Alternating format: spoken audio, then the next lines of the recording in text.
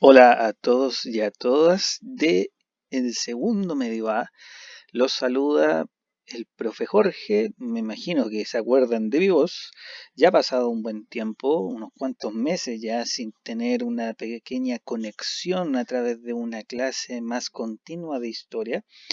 Y bueno, quizás no sea la gran sorpresa, pero espero que esta videoclase, como suelo llamarle normalmente a este tipo de cápsulas de información, sea de mucha utilidad, lo puedan manifestar a través de algún mensaje por Classroom y sobre todo lo puedan visualizar cuantas veces quieran a través de mi canal de YouTube para que se suscriban, comenten, le pongan su like o finalmente lo puedan tener siempre a mano para poder hacer las actividades que durante la siguiente semana va a aparecer en sus correos o en su sesión de Classroom. Ojo, cada vez que suba alguno de estos videos a futuro, va a significar una semana para que lo estudies, lo revises cuantas veces quieras, hagas las mini actividades que van dentro de esta pequeña narración y cualquier cosa la semana siguiente va a haber la aplicación de una guía. Por lo tanto, vamos a ir dosificando poquito a poquito ahora que vamos a ver temas a través de este formato. Espero que se encuentren muy bien y ojalá lo puedan disfrutar, aprovechar a través de mi hermosa voz. Bueno, la sesión de hoy día tiene mucho que ver con lo que llevábamos estudiando sobre el periodo entre guerras. Si mi memoria no me falla, y ojalá la tuya tampoco, habíamos quedado en todo este tema de la transformación de la sociedad después de ese periodo crítico de lo que era la crisis de 1929, esa sociedad loca de los años 20, sobre todo ahí en Estados Unidos, del desenfreno a la realidad, por así decirlo, eh, pero que va a tener efectos en el tema que está en tu pantalla. ¿Cuál es? La pregunta que está ahí. ¿Qué son los totalitarismos? Objetivo: conocer el contexto y cómo surgen estos gobiernos en Europa, que va a ser muy interesante porque tiene que ver mucho ya con la previa a lo que va a ser la Segunda Guerra Mundial. Partamos inmediatamente con esta videocápsula. El principio de todo.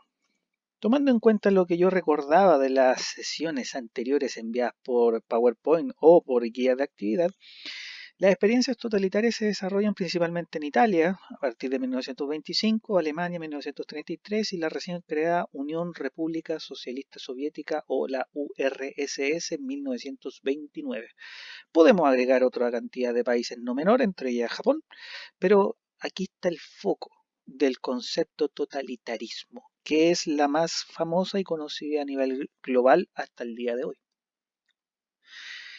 Estos tres países respondieron en gran medida a las características del periodo post Primera Guerra Mundial o la que ustedes conocen como el periodo entre guerras, 1919-1939, antes del estallido de la Segunda Guerra Mundial.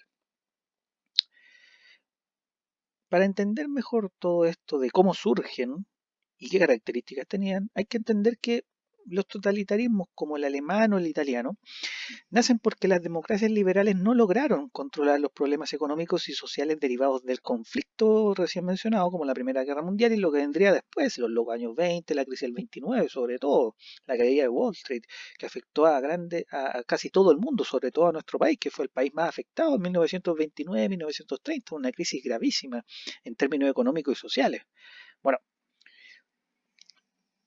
por lo mismo, esas famosas democracias liberales, como por ejemplo Estados Unidos, Inglaterra, Francia, o por ejemplo nuestro país, no lograron subir o mejorar o solucionar los estragos provocados por la gran crisis de 1929, ahí como marca nuestro amigo Puntero.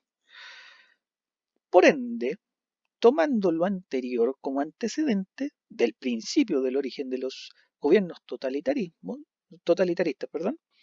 podemos decir que mientras todavía no nacen esos tipos de gobiernos, el llamado liberalismo planteaba que el mercado, por ejemplo, en términos económicos, debía regularse solo y desde lo político se restringía la intervención del Estado. Gobiernos como el de Inglaterra, como el de Francia, en la época saliente de la Primera Guerra Mundial, tenían una visión muy marcada respecto al liberalismo en la economía, o sea, el Estado interviene lo menos posible. ¿Eso qué generó? mucha especulación y como podrás recordar o haber revisado en tus materiales anteriores sobre los años 20 o la crisis del 29, la especulación financiera provocó esa nefasta caída llamada crisis de 1929 o el martes negro, o algunos por ahí hablan del día jueves negro, pero en el fondo es lo mismo. En ese contexto, toman fuerza movimientos políticos muy extremistas que prometían cambiar el rumbo de las cosas en 180 grados, o sea, abruptamente. Por ejemplo, a través de un Estado más fuerte y centralizado para evitar las catástrofes liberales que otros países no habían logrado superar después de esa gran crisis de ese año 29. ¿Cómo yo puedo graficar, por ejemplo, esa idea de un Estado más fuerte y centralizado como respuesta a esa lógica liberal muy relajada y flexible? A través de la propaganda. Esa es una propaganda, como leerás, italiana. La persona que está ahí es Benito Mussolini, el gobernador, el líder del movimiento fascista italiano en los años 20, como yo te mencionaba al principio de la clase. El duce, como se puede traducir ahí, no de manera literal, pero el duce en toda la victoria o guiándose en la victoria. Ahí tienen de fondo soldados que van al son de una marcha y Mussolini mirando al horizonte con una especie de mesura, tranquilidad y con seguridad de alguna manera. Venceremos. De alguna manera se puede entender ahí. ¿Ya? La propaganda política era muy potente para estos gobiernos y llamó mucho la atención imágenes como las que están ahí. Y fíjense en la, o fíjate en la siguiente. Uh, Hitler como el salvador de Alemania. Él es el líder. De hecho, Führer significa líder. Con ese pequeño, con la bandera y la suástica nazi, la gente detrás, Hitler iluminado como una especie de paloma mensajera o esa paloma divina que siempre existió en la Biblia. Bueno, las propagandas visuales y políticas llaman a eso del Estado fuerte. Él es la representación del Estado como también Mussolini, que va a solucionar o va a salvar la gran crisis que tenían muchos de esos países. Alemania quedó muy mal después de la Primera Guerra Mundial. Pero eso lo vamos a detallar más adelante en las siguientes videoclases.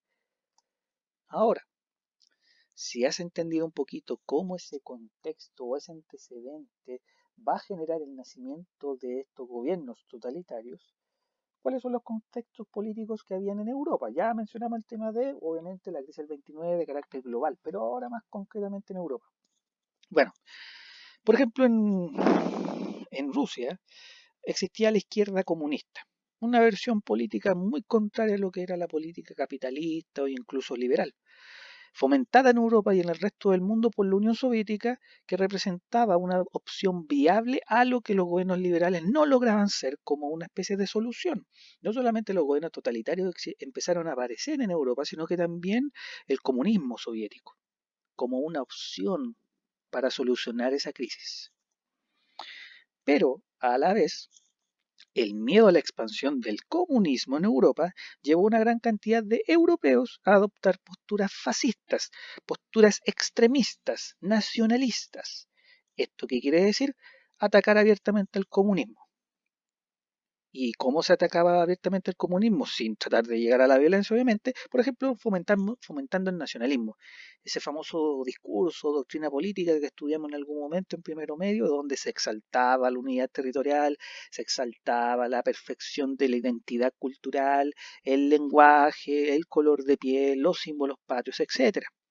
También para atacar el comunismo se opone al liberalismo económico. De hecho, los gobiernos totalitarios y el comunismo tienen algo en común, se oponen al liberalismo económico, pero con notables diferencias. Pero también, lamentablemente, ocurría que se atacaba al comunismo y a otro tipo de ideologías que no fueran de acuerdo a esta lógica nacionalista, de que, por ejemplo, hay una actitud muy fuertemente racista. El caso alemán es muy conocido respecto al antisemitismo que tenían contra los judíos. No solamente contra los judíos, sino que también con otras razas, la raza negra, incluso homosexuales o a gente opositora de su ideología, que Hitler lamentablemente lo llevó a niveles insospechados que más o menos tú debes conocer por cultura general, sobre todo con el tema de los campos de exterminio en la Alemania nazi. Ya, teniendo en cuenta ese contexto político en Europa,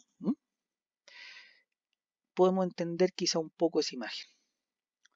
Las personas no son libres al parecer en un contexto donde los totalitarismos van a sacar esas manos de esa cara, pero pareciera que en el fondo va a ser eso mismo o peor. Pero antes de que lo supiera la gente, muchos alemanes e italianos creían que la solución a esta ceguera o esta mudez tenía que ver con que gobiernos como el de Italia con Mussolini o el de Hitler en Alemania fueran la solución o la salvación derechamente.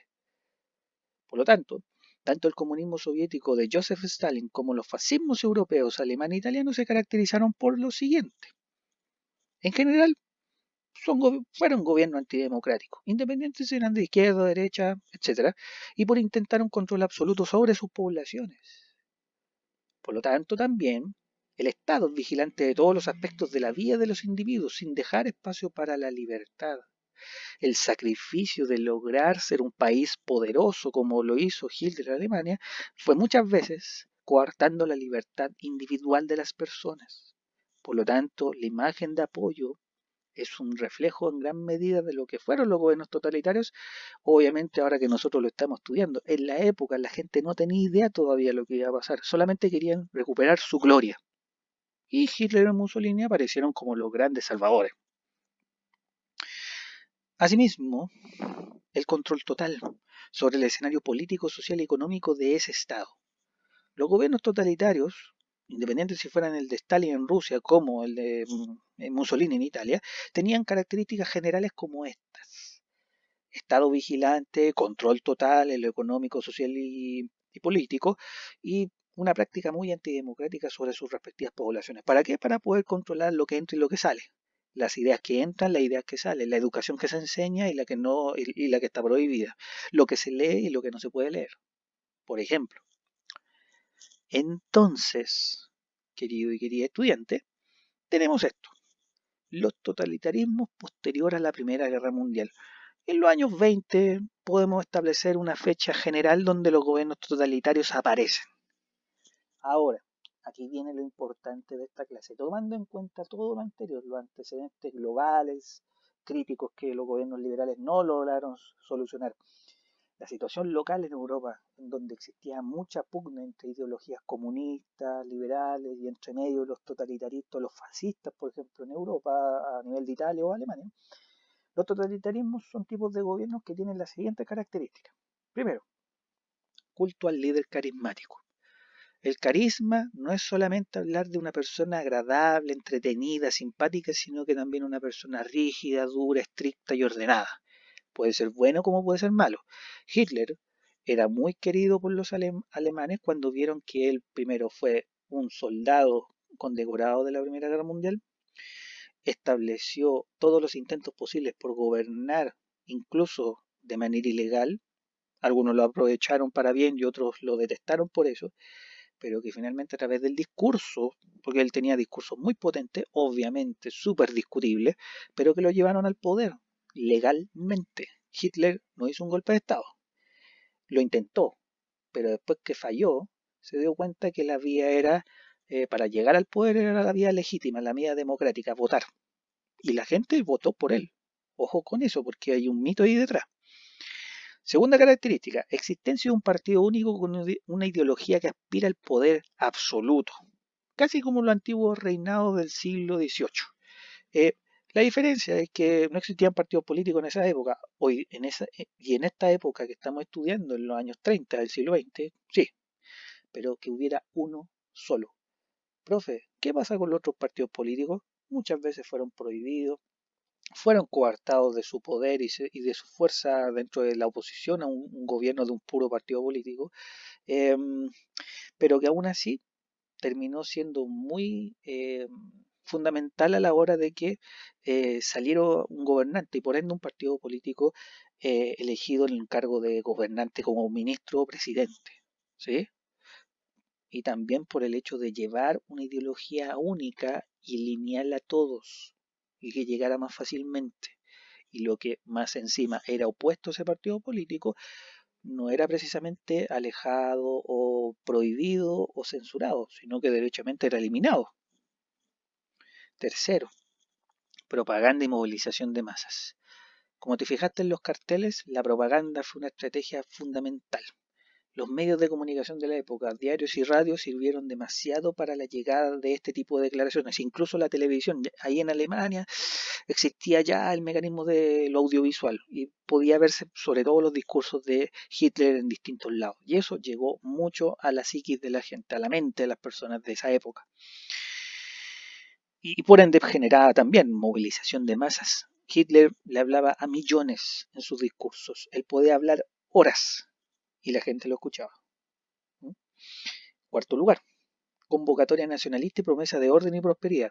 Si los gobiernos liberales no logran solucionar los problemas económicos de una nación, un gobierno totalitario o fascista o nacionalsocialista como la de Hitler promete eso, orden, prosperidad, reencontrar la gloria y hacer de Alemania el país más importante del mundo. Eso, incluso hasta el día de hoy, lo podemos encontrar en países que son supuestamente democráticos y son más libres. Ojo con ese tema también. La represión. Reprimir lo opuesto, lo que no sea lineal a la ideología de un partido, por ejemplo, el Partido Nacional Socialista Alemán. Lo que sea opositorio a eso que está gobernando, se reprime. A través de la tortura, a través de la eliminación, etc. Eso no hay mucho que aclarar.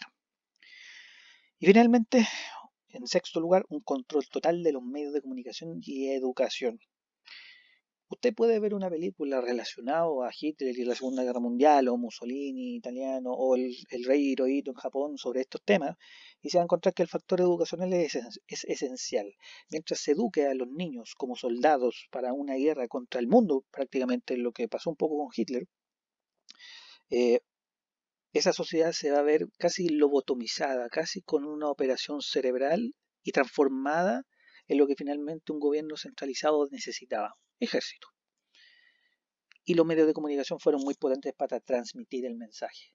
Por eso, cuando usted se fije cómo un gobierno trabaja con sus medios de comunicación y de difusión y también de educación, se va a encontrar con muchas sorpresas que no solamente en la época que estamos estudiando se notan y se pueden ver, sino que también podemos decir que hoy en día hay países que también transmiten eso. Pregúntenle a Corea del Norte, por poner un caso. ¿Sí? Bueno, con esas 6 características podemos entender por qué fueron importantes estos líderes. Mussolini y Benito en Italia, Joseph Stalin en la Unión Soviética y Adolf Hitler en Alemania van a ser los grandes protagonistas de ese surgimiento totalitario que va a ser una respuesta a las fallas de los gobiernos democráticos y liberales que en Europa no lograron solucionar muchas de las crisis sociales y sobre todo económicas luego de 1929. Y eso en parte también va a justificar lo que terminará siendo lamentablemente la Segunda Guerra Mundial. Ya para finalizar la sesión o esta videoclase podemos encontrar justificado a través de en imágenes lo que les explicaba anteriormente, el Führer, que en traducción significa el líder, casi como un emperador, ascendiendo la escalinata mientras 1 millón de personas puede estar ahí atrás perfectamente dispuesto a escuchar horas de discurso. Hitler era muy sagaz, muy consciente del poder que tenía ¿cómo decirlo? El poder del discurso que tiene que tener una persona, ¿ya? Si él es elocuente, tiene un tono y uno puede verlo a través de muchos videos circulando en redes sociales, sobre todo en YouTube, te vas a encontrar que aunque hable pésimo de los judíos, el tono, la palabra, la elocuencia y los argumentos que él cree que son correctos, muchas de estas personas lo van a tomar como la verdad. Y eso significó que el Movimiento Nacional Socialista ya no fuera un partido, sino un estilo de vida. Y eso usted lo puede y lo ha sabido siempre. Y en Italia, Duce en español significa guía. Es muy parecido a Führer como líder en Alemania. Mussolini, que partió siendo simplemente un político violentista y extremista en la política italiana, logró juntar un grupo de personas que fueron conocidos como las chaquetas o las camisas negras, y públicamente hacía sus discursos a la población en una época donde Italia también estaba en crisis, luego de la crisis del 29. Cuando él llega a gobernar Italia, se transforma en un líder, que de hecho, si ustedes se fijan, un líder militar, uniforme, tal como Stalin, tal como Hitler, que no es menor. La presencia de militares en política muchas veces se traduce en eso. Es cosa de recordar nuestra propia historia con Pinochet y los primeros presidentes de Chile, que eran militares, de hecho. Bueno, para no ir en detalles, este guía o este duche siempre estaba a multitudes, siempre en un lugar más alto, donde todos pudieran escucharlo más que verlo, y en lugares simbólicos. Si usted se fija, hay una especie de arco del triunfo, porque en Italia también habían eso, no solamente en Francia, y el Coliseo romano, el símbolo del imperio romano ahí en el siglo V después de Cristo. No es menor esa parte simbólica respecto al carisma que tienen que tener estos líderes políticos y militares. Ojo con eso. Finalmente, ¿qué queda de esta videoclase? Bueno, hemos visto la definición, contextos históricos globales y locales al continente europeo y sobre todo las características de un gobierno totalitario y de un líder totalitario. ¿Mm? Vamos a hablar con estas cosas o estas ideas. ¿Por qué nacen los totalitarismos en Europa? Principalmente, bueno, ahí me faltó la otra comilla al lado, porque es una respuesta al liberalismo europeo que estaba en crisis y que no soluciona lo grave que afectó al mundo el año 29 con esta crisis económica global. Así de simple. Luego vienen todos los otros detalles que mencionábamos sobre el comunismo soviético, el ataque político, mediático, etc. Pero principalmente porque el liberalismo no tiene una respuesta para solucionar lo que necesitaba la gente, que era comida, seguridad, una casa, etc. Una segunda idea que puede ser en esta pregunta, ¿qué caracterizaba un totalitarismo? Y eso usted lo puede responder en su cuaderno si desea pasar la materia o hacer el ejercicio cuando quiera volver a retroceder este video. Y finalmente, en la actualidad, ¿hay gobiernos con estas características? De hecho, yo ya di una pista. Corea del Norte, al parecer. Te reto a que lo investigues, a que lo busques por tu cuenta. No es necesario mandármelo por Claro ni en una semana más. No. Investíguelo por su cuenta y se va a dar cuenta que hay cosas muy parecidas. Estados Unidos con Trump, ¿podrá ser un gobierno totalitario en algún aspecto? Perfectamente. Chile, ¿podrá tener características de este tipo de gobierno? Muy posiblemente se puede encontrar con alguna sorpresa. Y así. Bueno, creo que no hay nada más que agregar. Si es así, denle un like, suscríbanse, compartan este video, coméntenlo con sus compañeros y véanlo cuantas veces quieran.